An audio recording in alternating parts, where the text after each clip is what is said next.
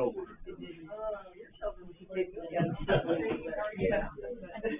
Happy New Year. It's like Johnny Cash tonight. I should have been late, but no, I've got the slowest thing I have ever seen. Hey, Jonathan. Hi, Kelsey. Hey, all the smart people. Come on, Bernie. Jimmy's gone. Jimmy's gone. You live here. It's warm, but I get what like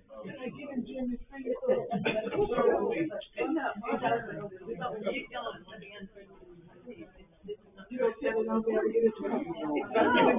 If I sit in this room today, I'm a little bit too excited.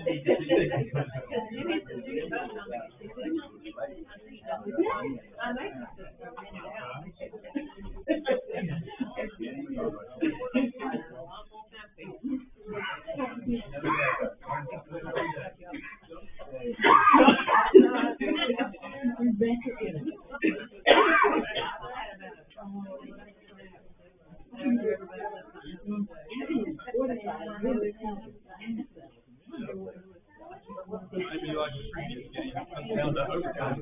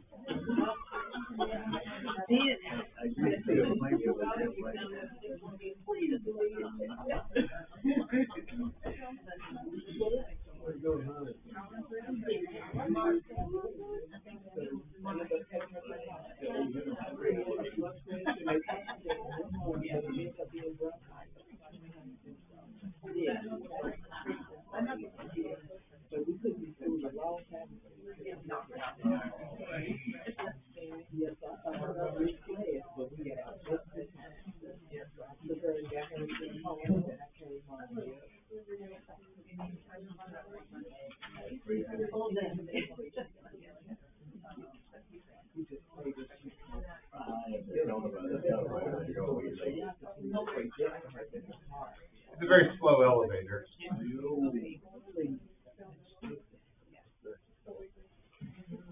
That elevator is on Memphis time.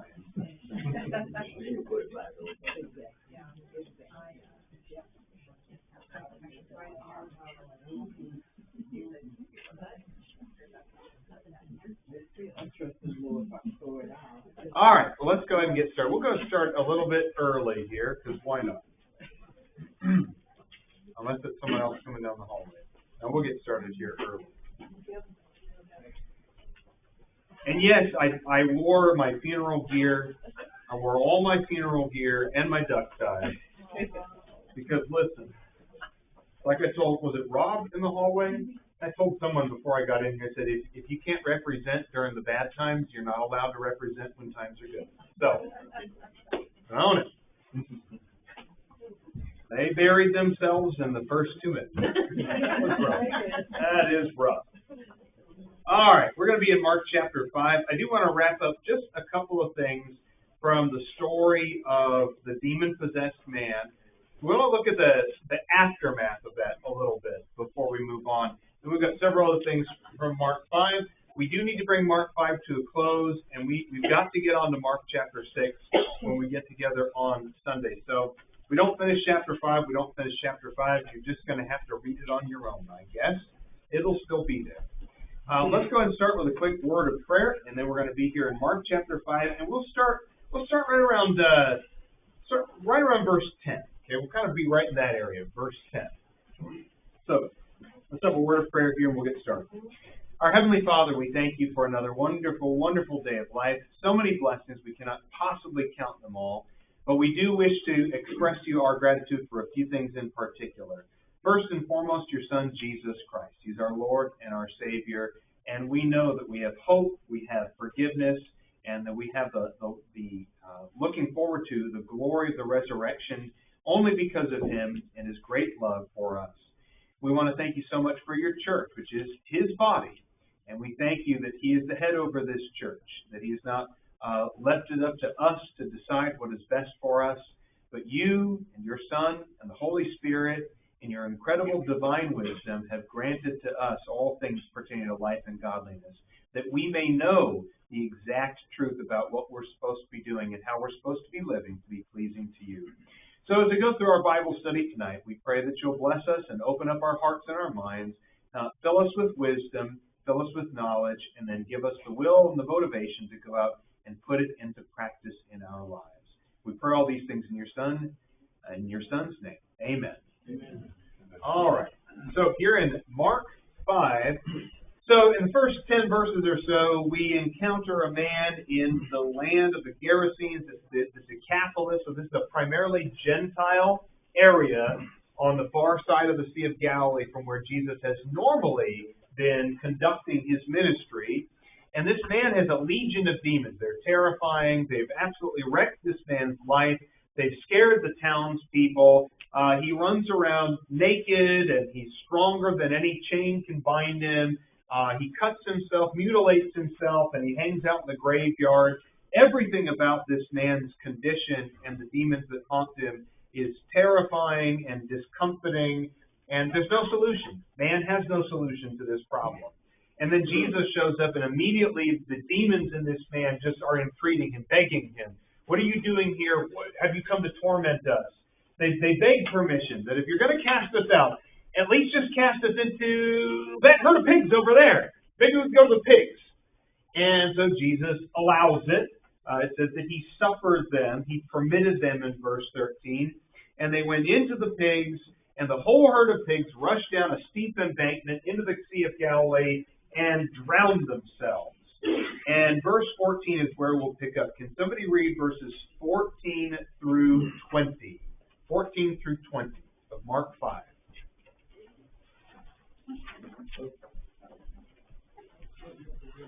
The herdsmen fled and told it in the city and in the country. And people came to see what it was that had happened. And they came to Jesus and saw the demon-possessed man, the one who had had the legion, sitting there, clothed in his right mind, and they were afraid. And those who had seen it described to them what had happened to the demon-possessed man and to the pigs. And they began to beg Jesus to depart from their region. As he was getting into the boat, the man who had been possessed with demons begged him that he might be with him. And he did not permit him, but said to him, "Go home to your friends and tell them how much the Lord has done for you, and how he has had mercy on you." And he went away and began to proclaim in the Decapolis how much Jesus had done for him, and everyone marveled. Okay, so we ended on Sunday with this question, and I think we talked about it a little bit, but let's make sure we've wrapped it up and have a good answer. If somebody reads this story and they're inclined to be skeptical or critical of the story, and they say, what right does Jesus have to commit such heinous property crime? I mean, let's be real about it. If you did something that directly led to the deaths of however many swine, let's just say conservatively, we're talking 100 pigs. If you did something that directly led to their deaths, is that not property crime? Are you not responsible for that? So how would you kind of navigate that if that was somebody's objection to the actions of Jesus in this story? The soul of the man was much more important. Yeah, let's put things in perspective here. I think it's important to clarify. What happened put into sharp contrast not only the love that Jesus has for the man's soul that was in torment, but it also shows the misaligned priorities of the local townspeople. That this is their neighbor, perhaps a friend, perhaps even a relative of some of them, who's been tormented for however many years, whose life has been ruined, and who brings on a pall of fear over the whole area just because of this behavior. And what they're worried about is, all the pigs are dead now, and this is a little weird for us, Jesus, going on. Imagine what Jesus could do for you if you didn't reject him. If he can do that, imagine what he can do for you. And yet everybody's so scared of what happened, or at least bothered by the pigs being killed, that they don't want any more of this. No more healing. And I think it's a good practical application. It's interesting how, we will reject the things that God obviously wants to do for us. We'll just say no thank you. It reminds me, I know I brought it up in a sermon a few weeks ago, but it's that story from the book of Isaiah where King Ahaz, by the way, Ahaz, good king, bad king. What was he, happy-faced king or mad-faced king? He was mad. He was real bad. Right? And I'm not Ahab, but Ahaz, the king of Judah. He was really bad. He was triple B. He was baby burning bad. He was horrible. And in Isaiah, God comes to the prophet Isaiah and tells Ahaz, listen, I know that you're worried about Assyria. I'm going to give you a promise. Any sign that you ask of me, I'll give it to you. Just to give you some reassurance that I'll watch out for you and Assyria is not going to conquer you. Ask me anything to prove that I'm on your side and here for you, and I will do any sign that you want. What was Ahaz's response to that incredibly gracious and very cool offer? Meh. Yeah, I'm good. I mean, he covers it up in this thick, cheesy layer of false humility. Who am I to test the Lord? That's baloney. Give me a break. And God sees right through it, of course. He's like, okay, all right, I can see right through that. I'm still going to give you a sign, and you're going to be sorry. So it's like when God offers us something and we're more worried about this thing over here or that thing over here, some kind of side issue that's related to it, these people, the town of the Gerasenes, these people had an opportunity to take advantage of a great power that had come to them. And instead of taking advantage of it, they freak out about it and say, this is really weird. Can you go? We just don't need you in these parts. Sorry. And I think that's a really wasted opportunity for them. We see Jesus come back to this area in chapter 7.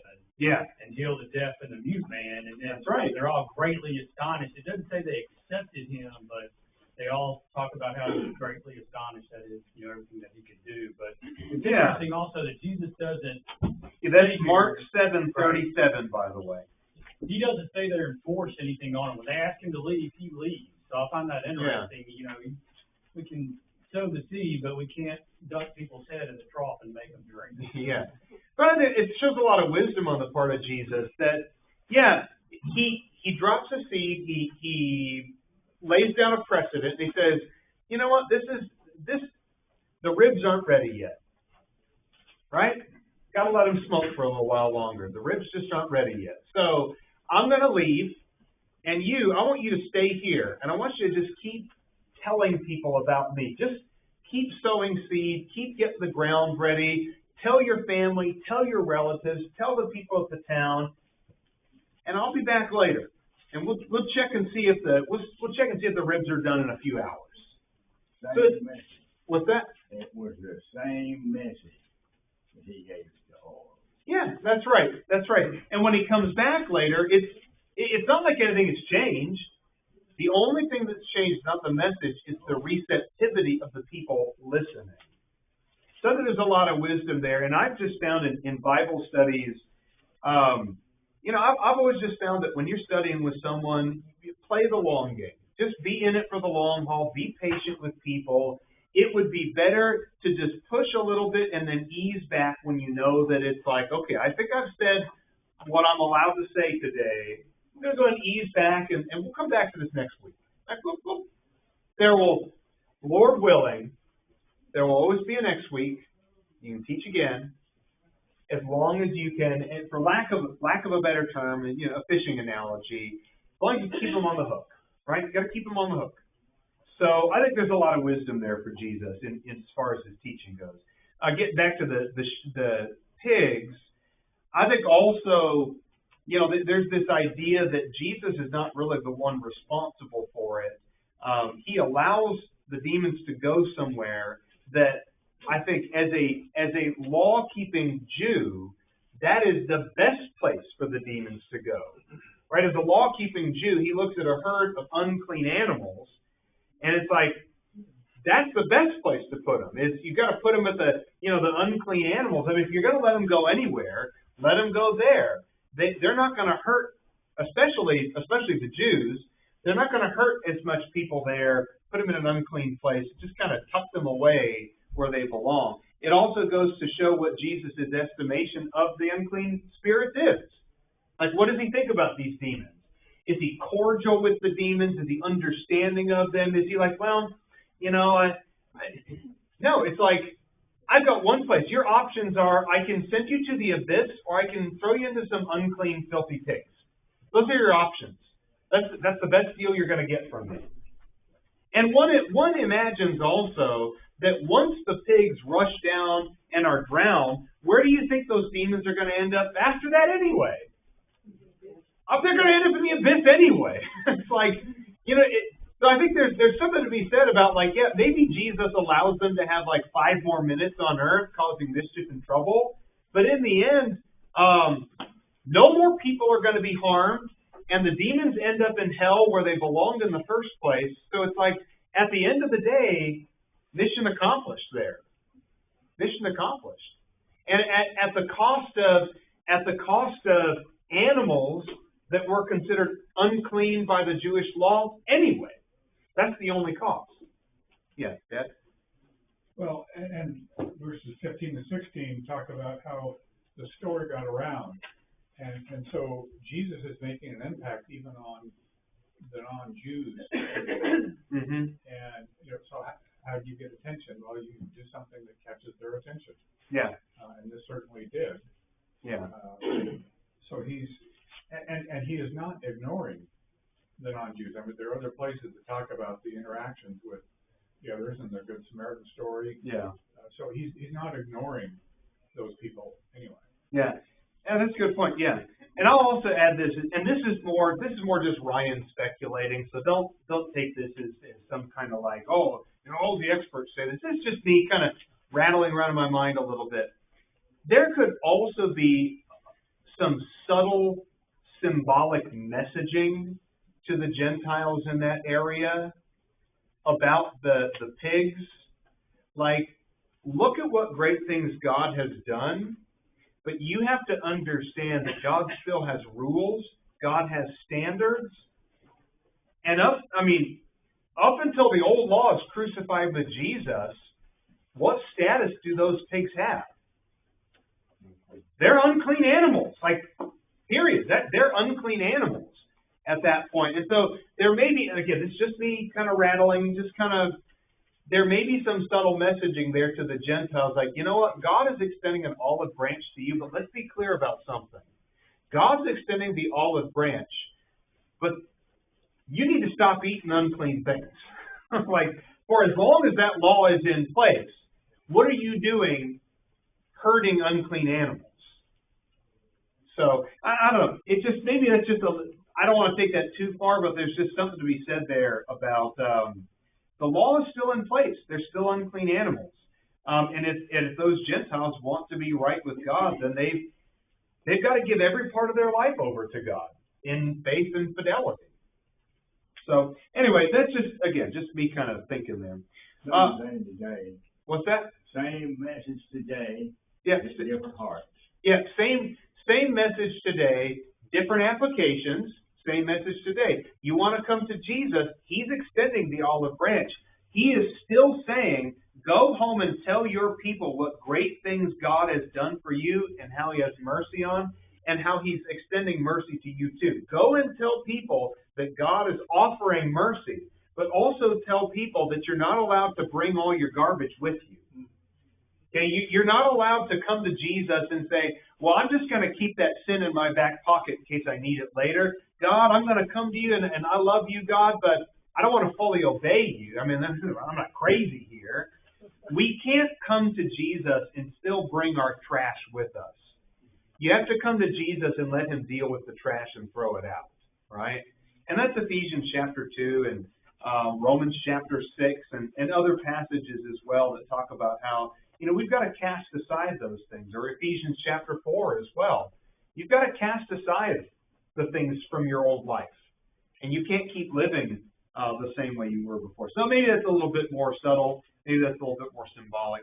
Let's go to verse 21 now. So we're going to get the first bookend here. We start a story and then it gets interrupted and then we finish the story later on. When Jesus had crossed over again, verse 21, in the boat to the other side, so he's back on the Jewish side of the Sea of Galilee, a great multitude gathered about him, and he stayed by the seashore. And one of the synagogue officials named Jairus came up, and upon seeing him fell at his feet and entreated him earnestly, saying, "My little daughter is at the point of death. Please come and lay your hands on her, that she may get well and live." And he went off with them, and a great multitude was following him and pressing in on him. So if you compare this to Matthew 9, and Matthew's account here, I believe it's Matthew 9, verse 18. While he was saying these things, then behold, there came a synagogue official, bowed down before him, saying, "My daughter has just died, but come and lay your hand on her, and she will live." Sounds like those are two different things, right? My daughter, in Mark, my daughter is at the point of death, and lay your hands on her that she may get well and live. But Matthew 9 says, my daughter has died, come and you can bring her back to life. Are we looking at another Bible discrepancy here? Is one right and one wrong? Are they maybe looking at two different stories? If you don't know the answer, it's fine. I'm just putting you on the spot here.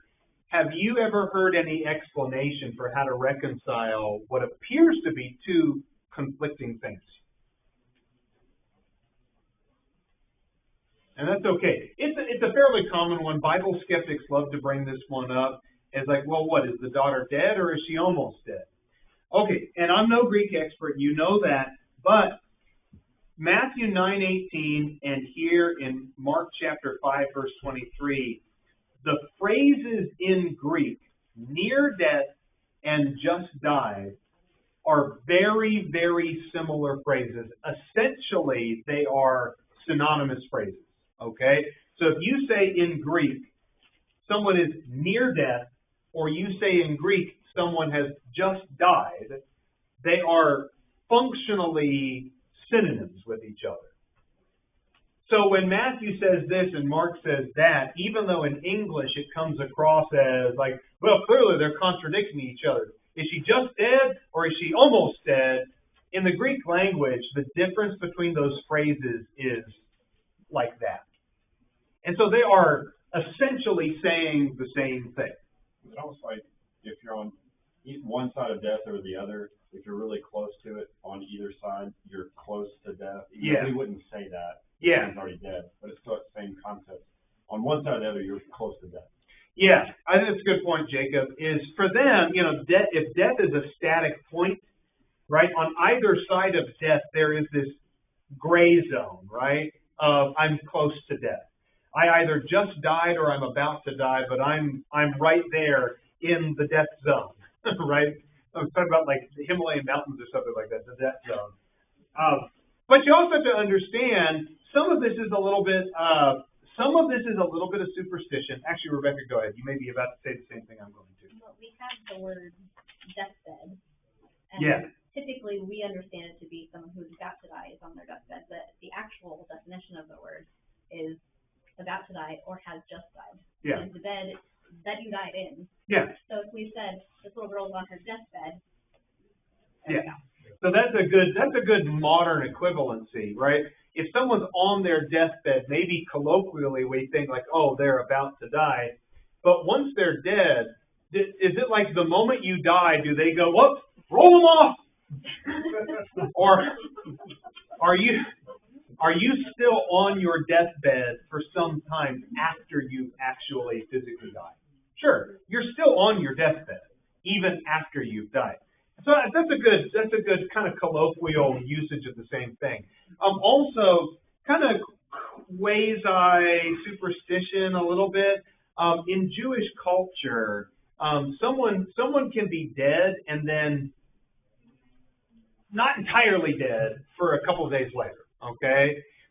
There is an idea in Jewish culture that someone is like dead after 3 days, okay? And on the 4th day, that's when they're like, okay, really, really dead. And some of it, I don't want to get graphic, some of it has to do with the process of putrefaction, of decay.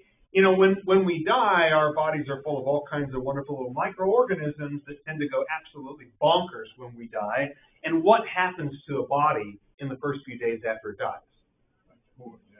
It tends to swell up, right? It fills up with gases. Those gases are just the byproducts of all the, the microorganisms at work in the decaying body. But after about 3 days, what happens to all those gases that were in the body? They escape. They find places to escape. Some more or less graphic ways to escape, but nevertheless, the gases do end up escaping after about 3 days. And the Jews, again, maybe a little superstition, maybe a little cultural, but they believed that it was after that 3rd day that when that aspiration occurs of the gases that had built up, that was the soul actually leaving the body. Okay? And you could actually see, what's that? With Lazarus, isn't that kind of the point we typically? Yeah, that is why Jesus waits till the 4th day. Because culturally, he's essentially saying, if I come and raise Lazarus on the 1st day, you guys won't count that as he was not fully dead. If I come on the 2nd day or the 3rd day, you're still going to catch me on a technicality and say, well, he wasn't like dead. His soul was still there, you just revived him. But if I can raise Lazarus on the 4th day, when you all agree that on the 4th day, he's dead, the soul is gone, all the gases have escaped, if I can raise him on the 4th day, then I have really raised Lazarus. And there's no technicalities, there's no escaping it, no ignoring it. And understand also that in both Greek and Hebrew, the words for breath, spirit, air, wind are all the same word, okay? So all the wind, gases that escape from the body after that 3 days and, the gases escape, for them, the soul, the spirit, breath, wind, it's all the same word in Greek and in Hebrew. So with that being said, the fact that there's this much more of a wide gray area when it comes to when death actually occurs, I think we have to be kind of understanding to that. In this time period, they measured the time of death differently than we do. And there are even disagreements today in the medical community about when to measure death. Typically, when do we measure the point of death in a body? When the heart stops. But even after the heart stops, is there electrical brain activity that can still happen long after the heart has stopped? Sure. So it's like, do we measure death at when the heart stops, or do we measure death when brain activity stops? Because those are two different points. So I think for a Bible skeptic to look at this and go, gotcha, God, gotcha on a discrepancy. Matthew said this and Mark said this. Like, we just have to understand that 2,000 years ago, they were using a different set of definitions for death than we use today. And so whether it was 5 minutes before or 5 minutes after, Matthew and Mark are saying the same thing. That she is essentially and practically speaking doomed to death or has already died, and this man is desperate because there is no other option but to go to Jesus and ask for help. So does that make sense? That satisfies whatever questions may come up about that? That was a long time to spend on it, but that is a very common Bible discrepancy that people like to bring up, and I like to have a good answer, a good, complete answer. They weren't writing in English. Yeah, they weren't writing in English. They weren't writing in English, and they were not measuring things by the medical standard of 2025. Okay, so they're using different terminology for a different thing, and they're defining it differently. So you need to let language from a certain time period be the language from that time period, and not try to go like, well, today American Medical Association says this about this. Like, okay, American Medical Association didn't exist 2,000 years ago, so they defined these words in a different way than we do today. Well, in Genesis, Christ breathed into man the breath of life. And he became a living soul. So I had to say breath, Yeah. Christ breathed into him breath. Yeah. Gave him a soul. Yeah. And Baron Kirchhoff said it best when he said that Hebrew word is ruach, and you're supposed to pronounce it ruach. That's how you say it. It sounds like breath. It sounds like wind. It sounds like aspiration. Soul, spirit, breath, wind are all the same word in Hebrew and Greek. Pneuma in Greek, ruach in Hebrew. So it's all the same thing. When God breathes life into us, breathes the spirit into us, it's all the same word there he's talking about. Although, I will say, without getting too nerdy, in Genesis 2, the word that's used for breath in Genesis 2 is a different Hebrew word than ruach, so I don't want to misstate anything or mislead anybody. It is a slightly different word than ruach. But don't want to get too technical about that. Okay, so all of this is interrupted, though. Okay, so he's on his way. He's going to go and help Jairus' daughter, and there's a huge crowd, and there's this interruption now because of this massive crowd. Verse 25, and a woman who had had a hemorrhage for 12 years and endured much at the hands of many physicians, had spent all that she had and was not helped by anybody, but rather had grown worse. After hearing about Jesus, came up in the crowd behind him and touched his cloak, for she thought, if I just touch his garments, I shall get well. And immediately the flow of her blood was dried up. She felt in her body that she was healed of her affliction, and immediately Jesus, perceiving in himself that the power proceeding from him had gone forth, turned around in the crowd and said, who touched my garments?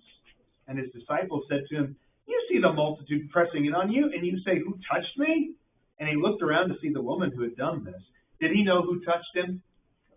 Yeah, he knew who touched him. So for whose benefit did he ask this question? Who touched me? Who touched my garments? Whose benefit was that? It was for the crowd, and it was for the woman, right? It was for someone other than him. He wasn't like, whoa, oh, dude, someone's touching me. Right? He wasn't startled by it. He turned around. He wanted the crowd to listen up. He wanted everybody to someone just touched me. Who was it? And he wanted all the crowd to stop, be quiet, and pay attention for a second because he needed to show them something. So the crowd needed to listen to what was about to happen. Okay, let's think about this woman's condition. And I mean, I count myself incredibly blessed to have enjoyed good physical health for my whole life. I've always been a fairly healthy person. And so I say this from the perspective of somebody who cannot possibly understand what she has gone through. But describe for me a little bit of what life would be like. And I don't mean in graphic terms, but just for a woman in this condition to have had a hemorrhage of some kind, probably related to her reproductive system, in all likelihood, what would life have been like for this woman in this time period with that condition?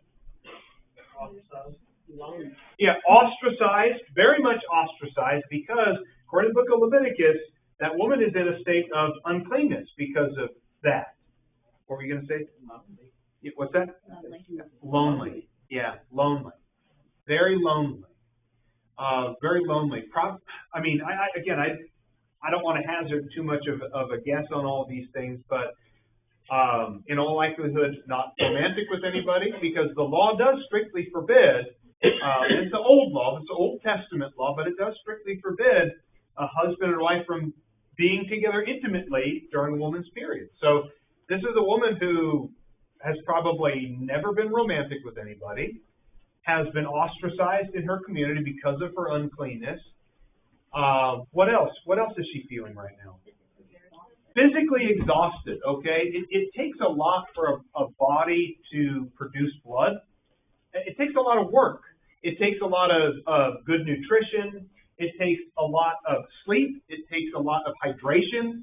And so even under the best of circumstances, in a clean environment today, where you've got things that are disinfected and you have clean running tap water that you have access to and good nutrition, and even under the best of circumstances today, would you just feel pretty miserable even today in this condition? And so then imagine what she's like, where she does not have clean tap water and she does not have consistent nutrition, and she's probably having to work a menial job of some kind just to barely eke out a living, and she has no family, she has no husband.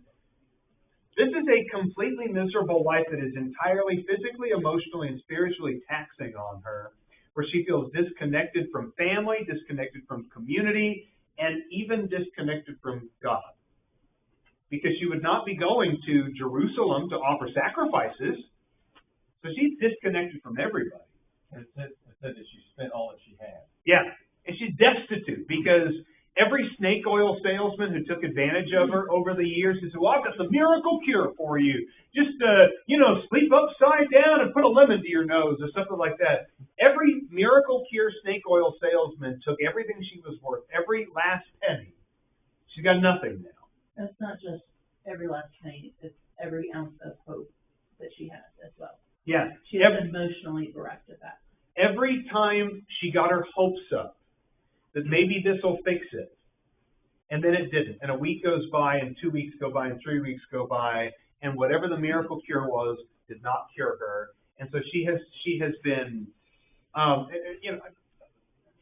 she is just like elastic that has been stretched and stretched and stretched, and it just has no tautness anymore because every single thing has disappointed her.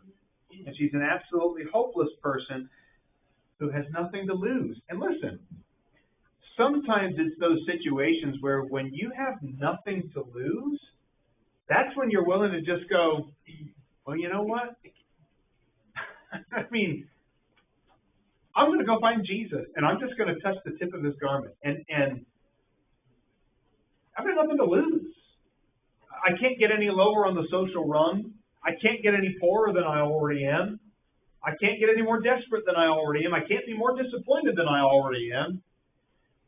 Sometimes it takes us kind of being beaten down by the conditions of life to really come to depend on God the way that we should.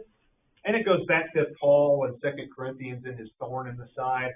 And he just begged God 3 times to take that thorn away. And God said, no, my grace is sufficient for you. Just wait and see. Wait and see the way that my power can be perfected in weakness. Just stick with it. Stick with me. And you'll see that power is perfected in weakness. It's a perfect example.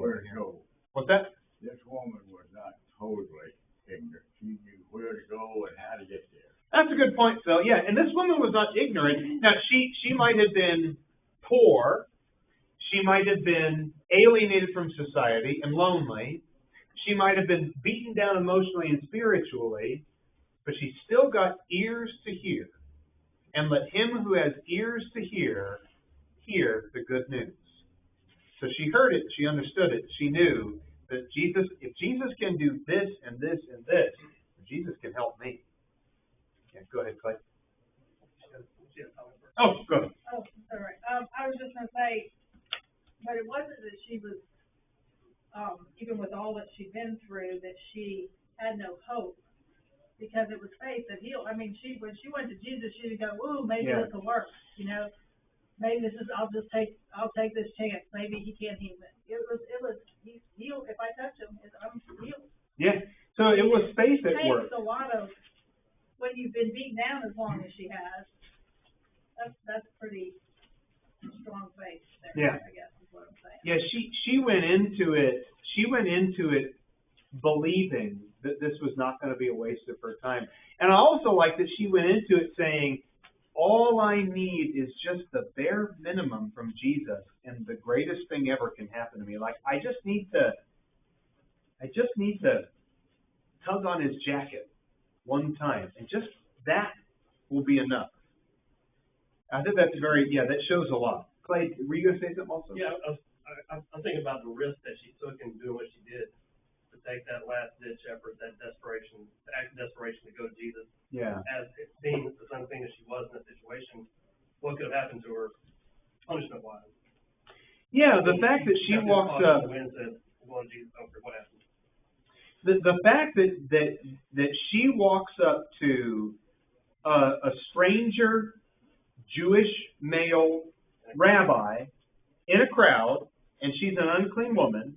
It is what it is, okay? And by the way, unclean does not mean sinful. It just means there's a ceremonial uncleanness to her. And Leviticus 18 verses 19 and onward, that's the reference. So just in case anybody wanted to look that up. Leviticus 18:19. But what does, if she's unclean, what's the risk to Jesus' own garments then? If she comes up and touches his garments, then his clothes become unclean and he's got to go through this whole rigmarole. He's got to wash his clothes because an unclean woman touched his clothes. And so she's risking even further alienation. Alienation. Ostracization, I think is how you would actually pronounce it. But yes, that is a good point. That's a good point, Clay. Okay, so let's go through the story here. Who touched my garments? And this is the moment. Yes, Kristen's absolutely right. For her to even do this shows her faith, but I think it's this thing that shows her faith even more. Who touched my garments? Very easily, she could have just disappeared into the crowd and slipped away, and that would have been that, right? That'd be the end of the story. And she just slipped away into obscurity. Well, what does she do instead? She comes forward and owns up to it. Now, it says she was frightened, fearing and trembling in verse 33. She was fearing and trembling, but she stepped forward and took responsibility for it. And that's a really cool thing about that story. And mine says, and fell down before him. Yeah, fell down before him in verse 33 and told him the whole truth. Yeah. I mean, she didn't just like walk up there and say, "Oh, it was me." Oops, She accident. fell down, like we would say, fell down in worship. She fell down before him. Yeah. And probably quite a surprise to everybody around them, Jesus says, "Daughter, your faith has made you well. Go in peace. Be healed of your affliction." And I think there's the sense there of be healed of your affliction also has the idea that I've taken care of this. This is not going to be a problem for you anymore. You can rest in peace. You don't have to go like, okay, well, it's been 2 days and things are still going okay for me. There's no more trepidation. You've been healed. Okay? Go in peace. Be healed. Like abide in. Like you're not just healed today, but be continually healed of this affliction. You don't have to worry about this anymore. It's done. Very, very admirable woman. She just is a woman of incredible faith, and someone who she's the sort of person that, when we all talk about, well, when I get to heaven, I want to meet so and so. Like this is the sort of person that we're going to be around in heaven. Think about that. This is the sort of soul that we get to be around in heaven. Okay, let's go on. Let's read the end of this story about Jairus' daughter and bring the chapter to a close. Somebody read 35 through the end of the chapter. 35 through 43. While he was still speaking, there came from the ruler's house someone who said, "Your daughter is dead. Why trouble the teacher any further?" But overhearing what they said, Jesus said to the ruler of the synagogue, "Do not fear, only believe." And he allowed no one to follow him except Peter and James and John, the brother of James. They came to the house of the ruler of the synagogue, and Jesus saw a commotion, people weeping and wailing loudly. And when he had entered, he said to them, "Why are you making a commotion and weeping? The child is not dead, but sleeping." And they laughed at him. But he put them all outside and took the child's father and mother, and those who were with him, and went in where the child was. Taking her by the hand, he said to her, "Talitha cumi," which means, "Little girl, I say to you, arise." And immediately the girl got up and began walking, for she was 12 years of age. And they were immediately overcome with amazement. And he strictly charged them that no one should know this, and told them to give her something to eat. This is one of those rare occurrences where Mark elaborates quite a bit more than Matthew does. If you read Matthew's account, it's just a few verses on this whole story. But Mark's account really brings out a lot of details about this. Okay, so let's kind of unpackage it a little bit here. So don't bother the teacher anymore. She's already dead. Why are we bothering the teacher? Perhaps as a courtesy to Jesus, they say this. Perhaps these are skeptics, and they're going like, okay, your daughter's dead. Man, just accept it. Accept it. It's kind of that slap in the face that we sometimes need. Like this is reality, man. Your daughter's dead. Don't bring in some miracle workers off the street, some strange street preacher guy. She's dead. Don't go troubling the teacher anymore. Don't waste your time. Don't waste his time. But I love that overhearing that, like, in a moment where everybody else is saying it's hopeless, all is lost, quit wasting your time, there's the one voice of Jesus that comes in and said, don't be afraid. Don't be afraid. Only believe. Just believe. Okay? Only believe. There's something very beautiful and very simple about all of that. Only believe. And we don't want to take any phrase in isolation from the rest of the scriptures.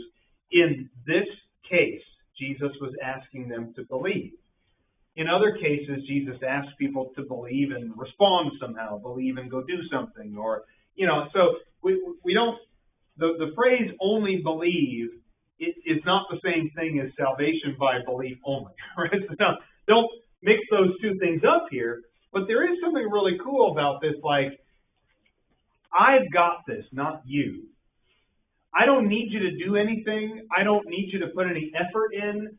I don't need you to think that this is like requiring you to do, climb to the top of a mountain and find some rare gem. All I need from you is just follow me into the little girl's room and just believe. Just believe that I can do it. That's it. That's all I'm asking you to do. Similar kind of moment where when we've got a weight of sin from our past and we just have the hardest time knowing what we're going to do with all that guilt. And Jesus says, listen, I just need you to just believe in me. And, hey, look, there's water. What prevents me from being baptized? Well, if you believe that Jesus is the Christ, then nothing prevents you from being baptized. And trust me, I can take all the guilt and all the sin and I can make it go away. And you don't have to live in sin and guilt anymore.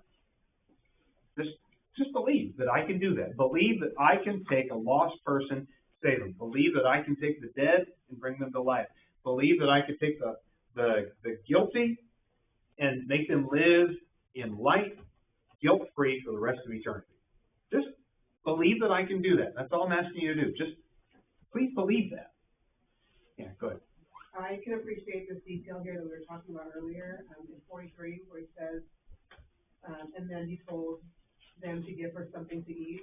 That little detail is a bit of a cultural thing. Again, fasting, when people were ill, they didn't eat. So for him to say, feed her, meant that she was well. Because when you were sick, you didn't eat. So it was more assurance that it's not a hoax. She's alive, she's well, she's ready to eat. Yeah. Yeah, Jacqueline, that's great. Because a couple weeks ago, we were talking about the role of fasting in their culture and how, essentially, in a time before you had antibiotics and everything like that, I mean, the best medicine in their thinking, at least, I'm not saying that actually is the best medicine, medically speaking, but in their culture, their thinking was the best medicine is don't put any food in your body. Don't add anything else, just fast. If you're feeling bad, fast. If the pregnancy's going badly, fast. If you've got a headache, fast. Like, their answer kind of across the board was, hey, never hurts to fast.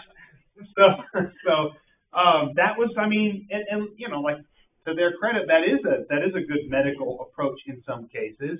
And all they had was, 2,000 years ago, all they had was anecdotal evidence to support medical technology of the time. So, yeah, Jacqueline, I think you're right, that it shows an indication that when he heals her, it's not just that she's like, kind of like, oh, there's a pulse, she's kind of barely alive. Like, good job, Jesus, you brought her back to life. But she still looks really bad. Like, oh, she's not out of the woods yet. No, was she out of the woods? Yeah, she pops up and she's alive and well, and Jesus is like, hey, this is a growing little girl here. Get her some food. She's been starving for days now. Get her some food. Okay, so we're going to move on. We're going to move on to chapter 6 when we get together on Sunday morning. So just be prepared. Be prepared to do the whole chapter, but we obviously won't do the whole chapter in one sitting. Yeah, Clay? One quick question, not a can of worms thing, but it just detail jumped off to me was mentioning the number 12 in that story, her age, and then 12 years of the lady before. Is there any significance to that number 12? I don't think so. I'll have to think about that. Yeah, I'll have to think about that. You have to know.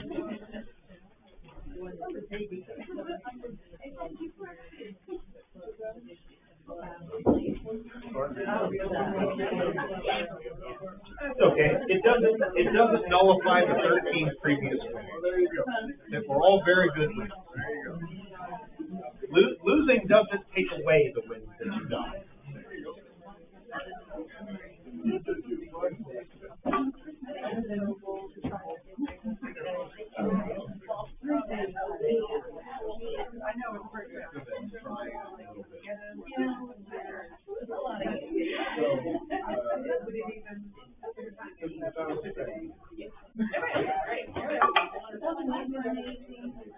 Hey, Happy New Year to you too.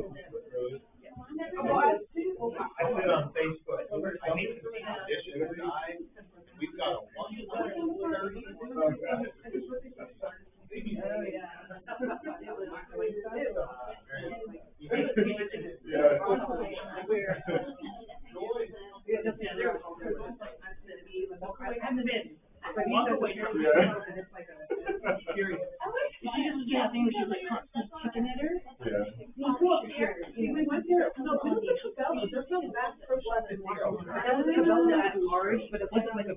Beautiful spectacle, but it was huge, and we did just stay there a couple of times, but we've never been to this one.